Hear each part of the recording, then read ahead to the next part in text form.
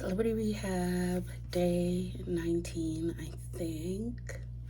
Today was a solo therapy day. It started out kind of crazy because I had therapy at 8:30 a.m., or so I thought. That's what my schedule that I was sent said. But then I got there at 8:30, and my guy therapist, he comes out, and I'm like getting ready to stand up, and he was like, "No, I don't have you yet, so I'll see you in a bit." And I was like, okay, that's weird because I had the girl therapist last week, so I thought I had him. And then he leaves, and then the girl therapist comes, so I stand up, and she's like, "Who has you today?" And I'm like, I don't know. I don't know. And she's like, "Okay, let me go check." And so she gets her computer out, and she's like, "Oh, you're not scheduled until 12:30." And I'm like, my schedule says 8:30 a.m. Mind you, I woke up at 7 a.m. to get here at 8:30 a.m. So she was like, "Yeah, I don't know why we have you scheduled for 12:30. It must have been a mix up. You're going to have to go and come back." And I was just like, "Oh, this is ruining my day, mate." But then they were like, "Oh, hold on, the person that was so he was supposed to have at 8:30 a.m. didn't show up this morning, so we might be able to see you after all." And I'm like, "They probably got the schedule that I was supposed to have, like." And so then I ended up being able to see my therapist. He came back out and he said, "I am so sorry." I said, "Do a dance right now, do a jig, show me how sorry you are." And he was like, "Okay, I know one dance move." And then he did the one dance move. I said, "You're not forgiven, let's go." And I just love that I could joke with my therapist before he goes in there and tortures me and makes me cry, because it wasn't shit funny about today's session. I asked about the ketamine treatments. I said, "What are they, and why aren't I included?" And he was telling me a bit about them. And apparently, everybody did that. Well, I was gonna say everybody that does them pays for them out of pocket, but I'm pretty sure most people doing this program are paying for it out of pocket. But they're like, if you're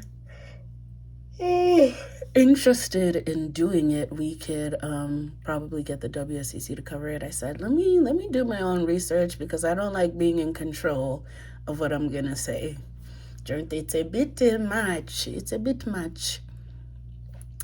And then I was telling him how we started talking about my mother last week, and he was like, "Okay, let's get into that." And I hate talking about her. I hate talking about my relationship with her. I hate talking about the things she's done to me. Hate talking about how she makes me feel and has made me feel all my life. And I'm very good at either joking about it or not talking about it at all. But obviously, it was going to come to a point where I had to talk about this bitch. I don't have nothing nice to say about that lady. The empathy I had, gone. The fuck, where's her empathy for me? And basically, the conclusion that we came to, or what was unraveled today in therapy, is that, first of all, he was talking about how in Inside Out, how they have all of those emotions. He was like, "Where is fear?" And you're like, "What is fear doing?" I said, "Fear for me is tied up in the closet and locked away." Like, I talked about how a couple of sessions ago, being scared I've never been privileged enough to have like fear be something to stop me from doing what I have to do. Like, I've never been allowed to be scared, and then that stops me from continuing on with that, what I have to do. And I was just talking about how I don't think my mom cares about me. I don't think she loves me. I don't think she gives a shit if I'm alive. And he was like, "Well, what makes you say that?" And I was like, "Well, for one, she doesn't know if I'm alive. She doesn't know where in the world I am. I haven't talked to her in 2 years. Mind you, I don't even think she's blocked. She just does not contact me. When I talk to my other friends, most of my friends, like, their mothers check in on them, and that always like gags me, that people have moms that, like, I don't know, give a shit about them. That's so crazy to me.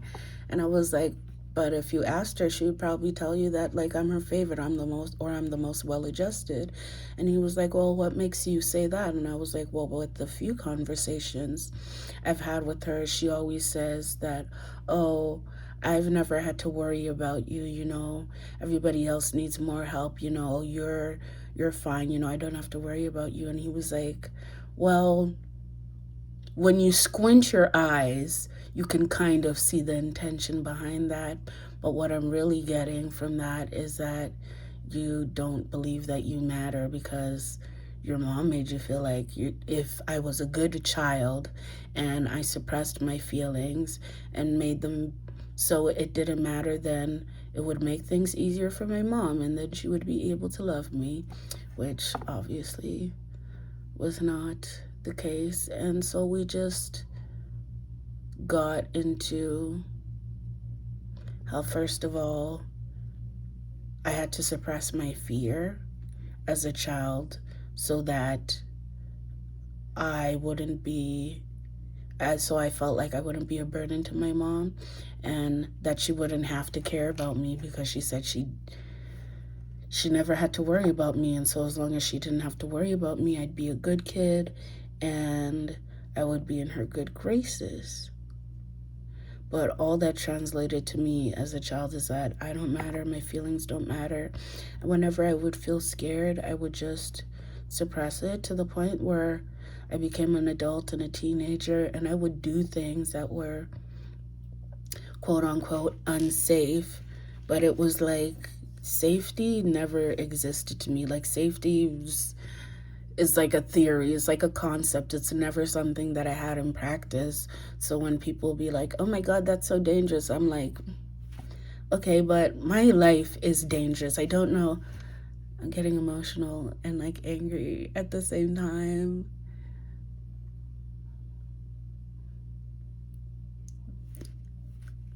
Like, how am I supposed to give a fuck about what's dangerous when my whole life has been dangerous? I literally am just now learning as an adult what safety looks like. So before then, when I'd be in dangerous situations, like getting into a stranger car or shit like that, it was like, okay, so what's gonna happen to me that hasn't already happened? I'm scared, so when the fuck has that ever mattered? When the fuck has anybody cared about me being scared? The only person I was actually allowed to, the only time I was allowed to be scared was when my mom wanted me to be scared and to be scared of her. That's the only time fear was acceptable because I'm supposed to fear her. Everything else, suck it the fuck up.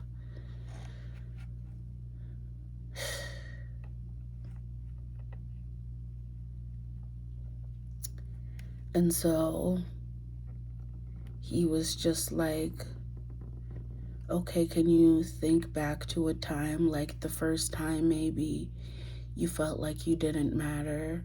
It could be, or a time recently that you felt like that affirmed that feeling that you don't matter. And I was just talking about, the time that my mom like tried to kill me when I was younger. And I was like, as I was, I guess, trigger warning. If you're watching these videos, all of them are trigger warnings. I had a very fucked up life. So I talked about it previously when she had wrapped the phone cord around my neck and like choked me until I blacked out when I was like 13.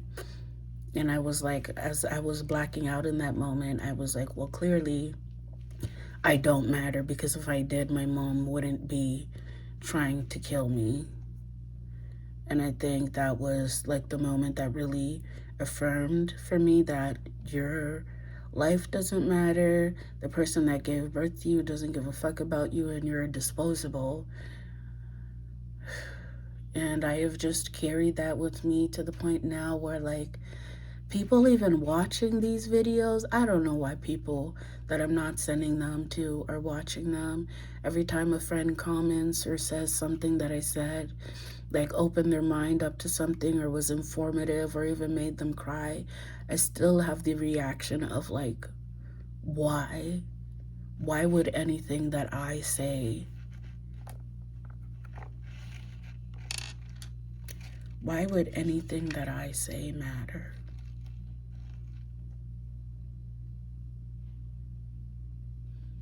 It's just still very hard for me to believe. I'm surprised that I get a reaction out of people because I just don't think I matter. And I think that's why I have that thought often of, if I were to die, how long would it take for anybody to realize? Because I just feel very insignificant. And I always have. And I'm just really tired of feeling that way.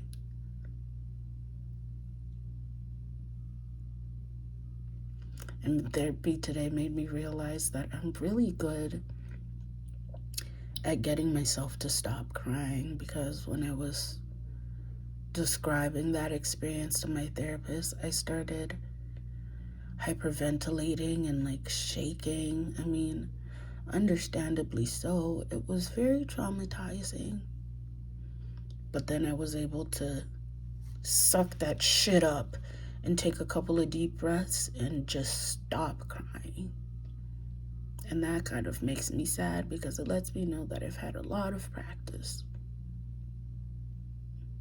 and that I don't even really feel significant enough or like I matter enough to like cry fully in front of my therapist when it comes to talking about traumatizing shit like that.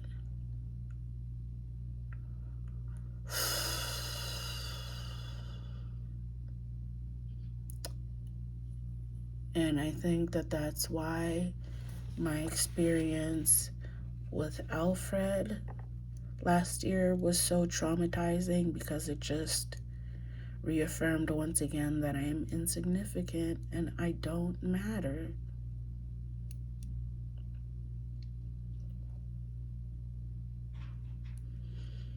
And then we talked about the library, because I had done exposure therapy last week going to the library. And I was just talking about how, as a child, the library was my safe space. I would go there all the time, and I wouldn't even really interact with the librarians like at all, because I want to say scared of adults, because the adults in my life were scary people. And so it would just be little Chi by herself for hours looking for books and reading. And so when I grew up and I finally got the chance to work at the library, but this time I wasn't alone. Like, I would interact with my coworkers and we got along very well. I was able to do book displays and input my opinion and talk about the books that I liked and that I was reading. And it felt like I became,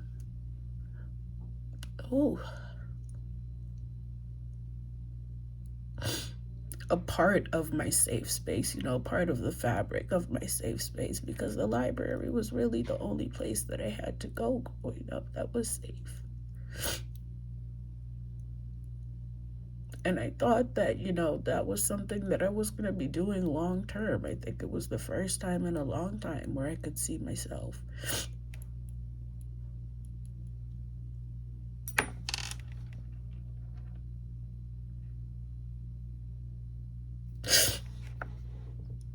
doing something long term. So all this shit with the library and the death threats and everything really just destroyed my safe space.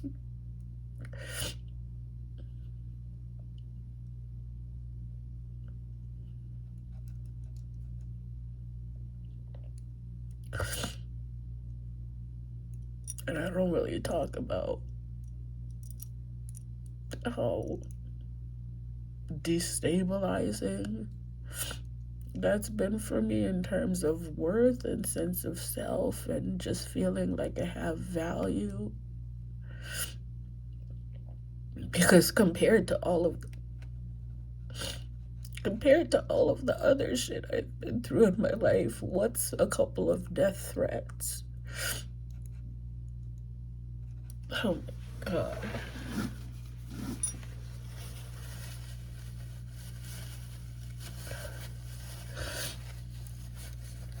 And I think that's why I stayed as long as I did, even after having repeated unsafe experiences. I just did not want to let go of my safe space.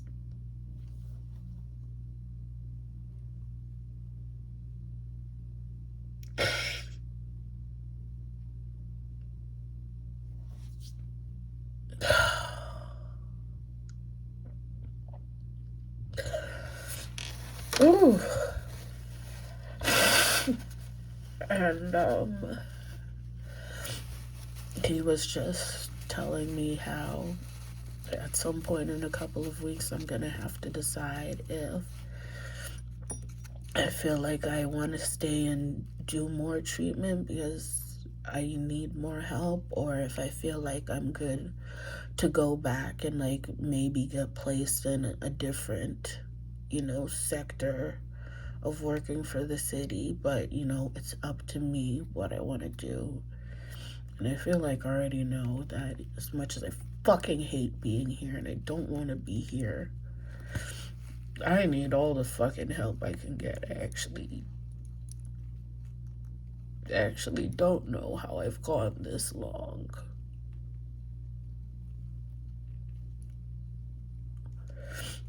I'm sorry, today was just hard. Today was just so hard. I hate talking about my mom. And I know that her dying isn't gonna erase all of the trauma and shit, but I think that when I eventually do go to see her, because I will be seeing her while I'm here, I'm gonna ask her, what would you have done if you killed me that one night? Like, what if I had blacked out and I had never woken up? Like, would you have felt anything? Like, was I really just disposable to you? Like, how do you look at somebody that you've given birth to and be so okay with, like,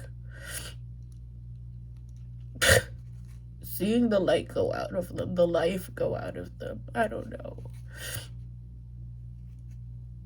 I know there are people that don't have relationships with their mom that are able to find worth and value, but I guess I'm just not there yet. But apparently I matter, so.